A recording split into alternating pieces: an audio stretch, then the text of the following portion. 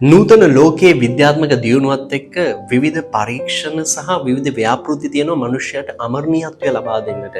නමුත් ඒ කිසිම පරීක්ෂණයකට ඒ කිසිම ආහාරයකට රසායනික ද්‍රව්‍යයකට මනුෂ්‍යයට අමරණීයත්වය සදාතනික ජීවිතය ලබා දෙන්නට බැරි වෙලා තියෙනවා.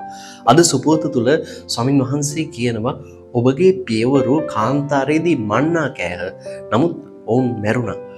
මම ඔබට දෙන්නේ ඒ වගේ ආහාරයක් නෙවෙයි මොසෙස් දුන්න වගේ ආහාරයක් නෙමෙයි මං ඔබට දෙන්නේ මගේම ශරීරය. උන්වහන්සේ කියනවා සදාතනික ජීවනයේ ආහාරය මමයි. මා වළඳන්නා කිසිම දවසක කුසගිනි නොවන්නේ කිසිම දවසක පිපාසා නොවන්නේ කියලා උන්වහන්සේ කියනවා. ඉතින් මේ උන්වහන්සේ දෙන දිව්‍ය සප්‍රසාදීය භෝජනය අපගේ ආත්මය සදාතනික ජීවිතය කරාගෙන යනවා. අපේ ආත්මය අමරණීයත්වයට පත් කරනවා. ඉතින් අපි හැම ඉරිදම විතරක් නෙමෙයි අපිට පුළුවන් හැම දවසකම දිව්‍ය සප්‍රසාද වහන්සේ ලබා ගන්නට උනන්දු වෙමු.